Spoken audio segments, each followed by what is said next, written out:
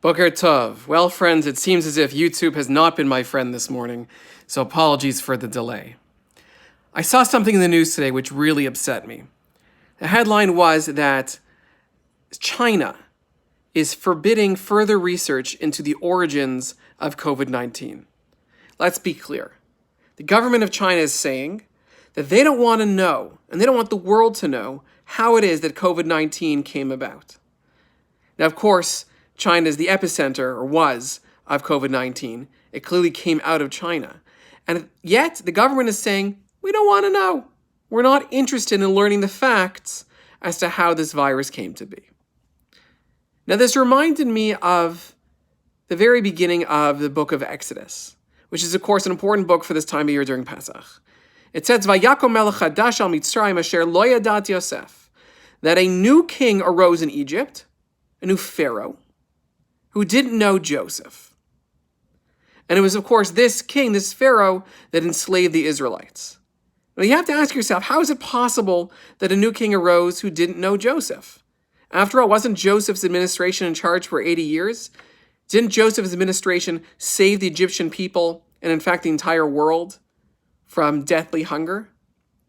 Well, a new king arose who didn't know Joseph. How is this possible? The commentators look at this and they see two things. One, they're curious about this word yada, didn't know Joseph. Not that didn't remember Joseph, but didn't know Joseph. But perhaps more importantly, our commentators note that the Bible doesn't tell us that the previous melech, the previous king or pharaoh, died. And so this leads them to two possible conclusions. One, that the king, in fact, did die, a new king does arise, and just for whatever reason is unfamiliar with Joseph. He's in the records, but this king isn't interested in history. Or, as suggested by many commentators, there is not, in fact, a new king. Rather, the new king is the old king. The new king understands the past. The new king, of course, remembers Joseph. The new king worked with Joseph. It's the same king.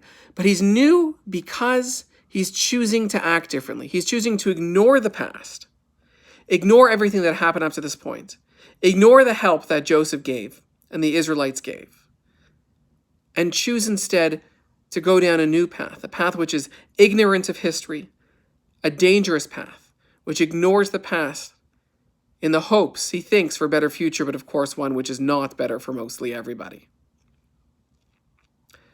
China, it seems, is this new king that is in fact this old king. China's taking a deliberate path to ignore the past and say, it doesn't really matter to us. We're going to continue forward as if nothing before matters. But of course, this is very dangerous to suggest that nothing before matters, because what happened before is still happening to everyone else right now. And in some ways, this isn't all that dissimilar to the way the world reacted, not during but after SARS. During SARS, if you remember, people in this city were walking around with face masks. In this city, people were very scared. In this city, I remember, I was in university at the time, there were big signs up around campus which said, if for any reason you're not feeling well today, go home. No questions asked. You can take this exam at another time. But the moment the SARS crisis ended, we forgot. And by and large, the world scientific community stopped studying SARS and coronaviruses generally. And you have to imagine that research would have been very helpful at this time, because, of course, SARS and COVID-19 are related viruses. We chose to forget. We chose to say the past doesn't matter. And for the immediate future, maybe that actually makes sense for the person making that decision. For short-term gain, and maybe even long-term gain, that could be the right choice. But here's the thing that I've been thinking about. We learn in Pirkei Avot, Im ein ani li mili, uchshani rak latzmi mani, v'imloch shaveh matai. We learn in Pirkei Avot, if I'm not for myself, who's going to be for me?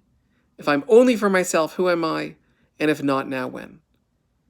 Now, there's a classic question in ethics: how much should I be focusing on myself, and how much should I be focusing on other people? And clearly from this teaching in Pirkei Avot, we do in fact have to take care of ourselves before others, in part because we can't take care of others if we do not take care of ourselves. Right? In case of a drop in air pressure, you put on your own oxygen mask before that of others around you, partially because you are firstly and foremost responsible for your own life, and secondly because you actually can't help people if you yourself don't have oxygen. This is a moment in human history when we are forced to ask ourselves, how much are we going to focus on ourselves and how much are we going to focus on other people? China has to be asking itself this and is clearly saying, we're interested in ourselves only. We don't want to know where this came from.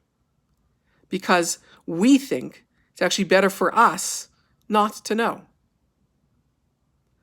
But actually it's a question we have to ask ourselves here at home as well.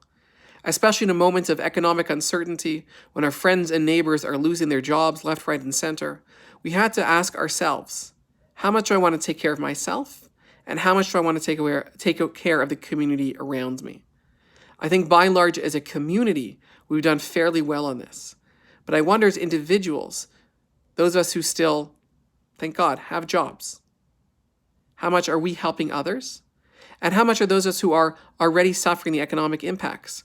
Are we being conscious about our decisions not to help others, even if perhaps there are moments when we can? Now, this statement does end with, if not now, when?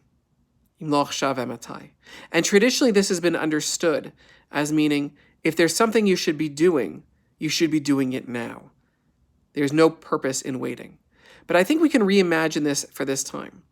That is, it's not about should we act now or later, but rather now is the time to ask ourselves, how do we differentiate between acting for ourselves and acting for other people?